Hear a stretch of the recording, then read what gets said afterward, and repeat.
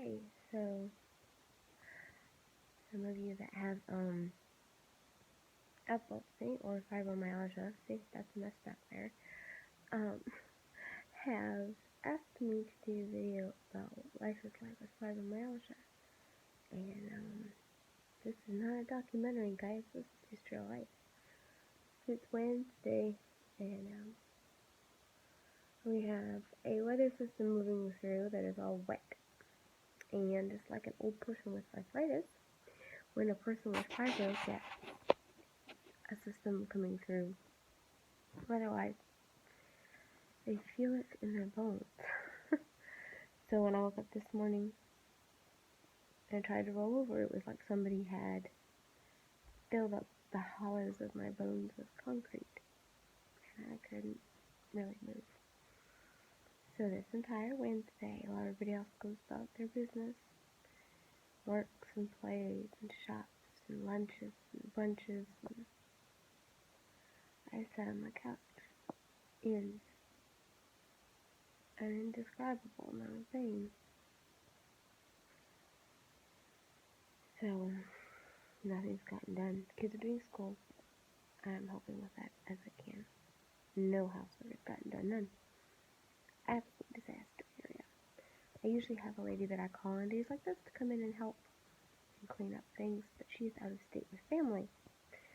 So it'll just be kind of whatever we can manage to do. James has to work, and I literally am in too much pain to get off the couch. It aches everywhere.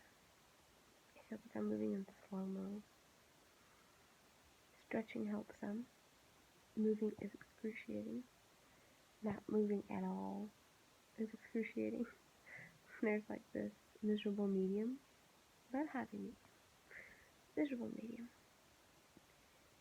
And it's supposed to rain all weekend. I might get a break tomorrow, Thursday, but it's supposed to rain all Friday and Saturday. So see how this weekend goes.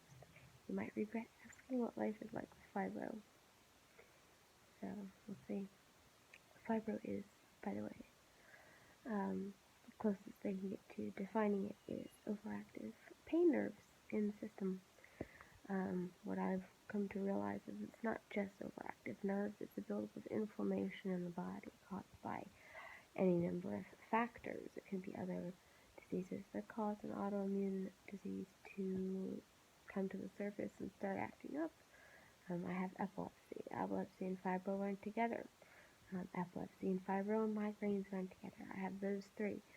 Because of those three, I get tested yearly for lupus because those three are high markers for the likelihood to develop lupus. So that's always fun, getting that blood work done. There's a buildup of inflammation. So the more stuff you can do to avoid inflammation, the better. So things like white carbs, lots of sugar, there's dietary things you can do to really help.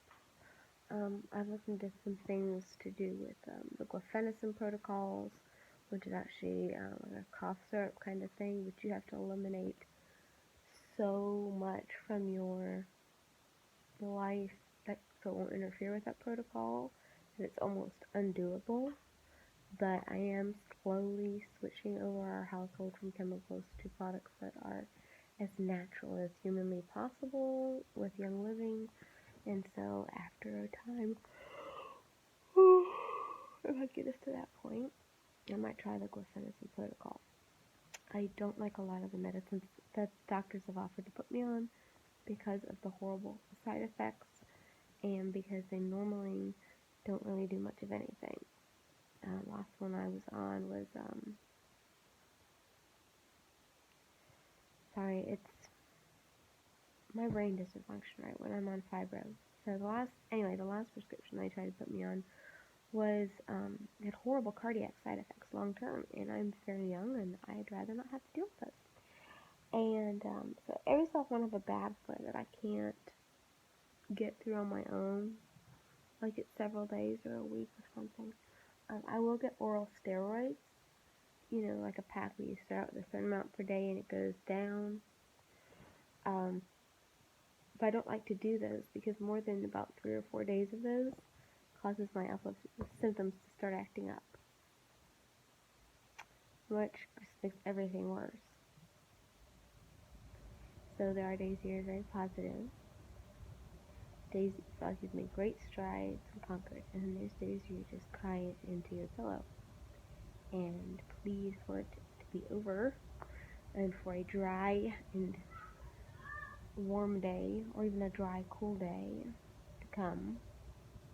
I have to be very, very careful with overdoing it physically, because overdoing it physically can also cause the fibro symptoms to flare up.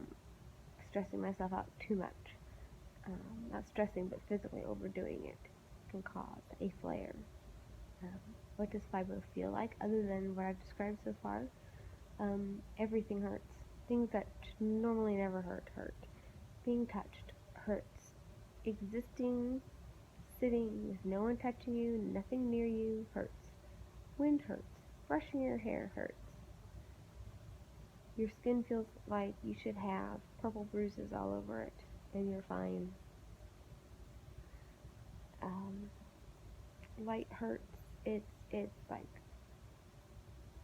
your whole body is just fighting against itself, and it's excruciatingly painful. So, if you know someone with fibromyalgia, do not hug them today. If you know someone with fibro, offer to do something like come over during their next flare and help them with chores, cook a meal, check in on them, because fibro in many ways is a very private and invisible illness, and those of us that have to deal with it, at least for me, I can't speak for everyone, obviously, but for me, I feel whiny. I feel really whiny asking for help. I don't normally tell people. I may say something on Facebook like, oh, not going so good today or whatever, but the reality is I'm not combing my hair today because my hair hurts. And I got dressed, but that was my biggest accomplishment all day. No makeup, no housework, no cooking, no cleaning. I'm literally existing here. So, you have someone that has chronic pain, has chronic illness like fibro or chronic fatigue syndrome or anything like that, offer to do something real and practical for them that makes a difference. And be willing to do it behind the scenes, because someone is dealing with this much pain. They don't want to chit chat when they're doing the dishes. They don't want to answer questions. They don't want to be asked how they are. They want to go lay down and try to make the best of a horrible situation. And then maybe if they manage to get to bed in a couple hours, find out that the world hasn't fallen down around them because you were there to be a support. So anyway, you've been asking for a video about what it's like with fibromyalgia. Here is a raw, real life video of what it's like to have fibromyalgia.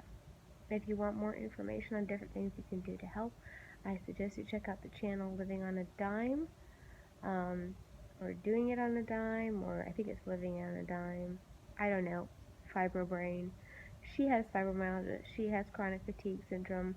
She does quite a few videos on this with her husband, things that have helped them over the years. And not everything will work for everybody with this, but it is better than the torture of thinking you're just going through this by yourself, and you're not. A lot of us out there with you, so gentle fibro hugs. Thanks for watching the video. Go check out the other channel, let them know I sent you, and I hope you guys have a better weekend than I'm fixing to have. Bye.